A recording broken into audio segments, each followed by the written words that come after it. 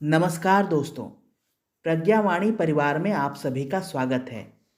आज हम आपके सामने एक ऐसी कहानी प्रस्तुत कर रहे हैं जो भाग्यवाद पर कर्मवाद के विजय को दर्शाता है। कहानी कुछ इस प्रकार है। भाग्य का बीज पुरुषार्थ। सकडाल पुत्र मिट्टी के बर्तन बनाया और बेचा करता था। नगर के बाहर से वह मिट्टी खोद खोद कर लाता और उसमें पानी मिलाकर रोंद कर खिलौने बनाने के लिए मिट्टी तैयार करता था।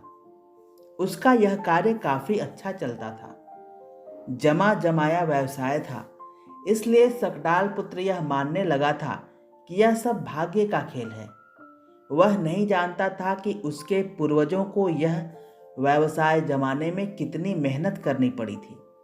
वह तो यही समझता था कि सब नियतिवश होता है और यह धारणा बनने के कारण वह धीरे धीरे अकर्मण्य होता गया।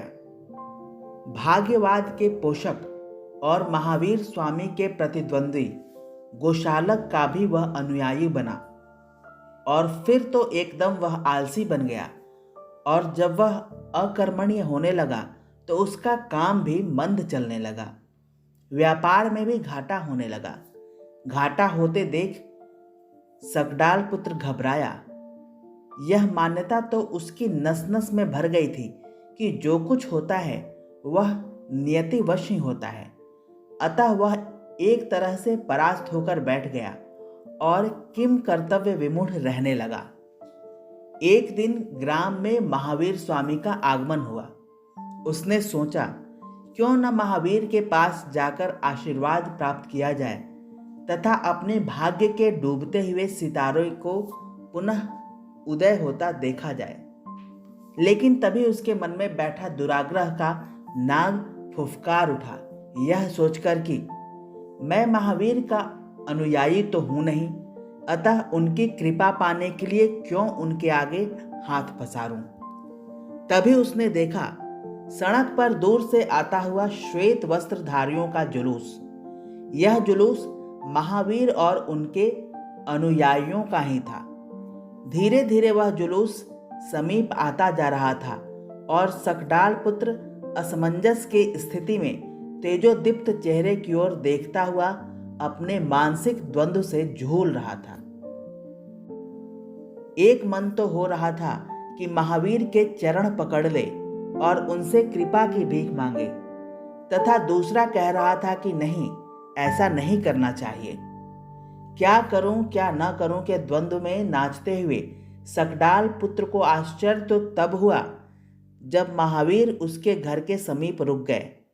महावीर ने न जाने क्या सोचकर पूछा, सकडाल पुत्र, ये इतने सुंदर खिलौने और इतने बढ़िया बर्तन क्या तुम बनाते हो? कैसे बनाते हो भाई, जरा हमें भी तो बताओ। सकडाल पुत्र बोला, सब संयोगवश होता है महाराज। जब संयोग मिल जाते हैं तब ऐसा हो जाता है। महावीर ने फिर पूछा, अच्छा, अगर तुम्हारे इन खिलौनों और बर्तनों को कोई फोड़ दे तो? अब की बार वह तमक गया। फोड़ेगा कैसे? इससे मेरा नुकसान जो होता है, और फोड़ने वाला मेरा नुकसान करने वाला कौन होता है?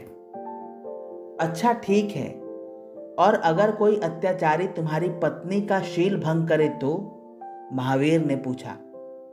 कौन माई का लाल है जो मेरे रहते मेरी पत्नी की ओर आंख उठाकर भी देखे? अब की बार सकडाल पुत्र उबल पड़ा। पर उसका क्या दोष है? जो होता है वह तो सब नियतिवशी होता है। महावीर का इतना कहना था कि सकडाल पुत्र की आंखें फटी की फटी रह गईं। उसे भान हुआ कि वह कैसी गलत मान्यता बनाए हुए था। तब महावीर ने कहा, पुत्र, भाग्य का बीज पुरुषार्थ है। मैं जानता हूं कि तुम भाग्य द्वारा छले गए हो, पर पुरुषार्थ से पुनः नए भाग्य का सृजन करो। और महावीर वहां से चल दिए। अखंड ज्योति, सितंबर 1976। दोस्तों, वीडियो को अंत तक सुनने के लिए आपका बहुत बहुत धन्यवाद, आभार। अगर आपको हमारा ये प्रयास अच्छा लगे तो हमारे वीडियो को ज़रूर सब्सक्राइब करें, लाइक करें, कमेंट बॉक्स में अपना कमेंट ज़रूर दें। अगर आप कोई सुझाव देना चाहते हैं तो हम उसका भी स्वागत करते हैं। साथ ही अपने मित्रों और रिश्तेदारों को इस आध्यात्मिक चैनल को सब्सक्राइब करने के लिए प्रेरित अवश्य करें। आज की बात समाप्त।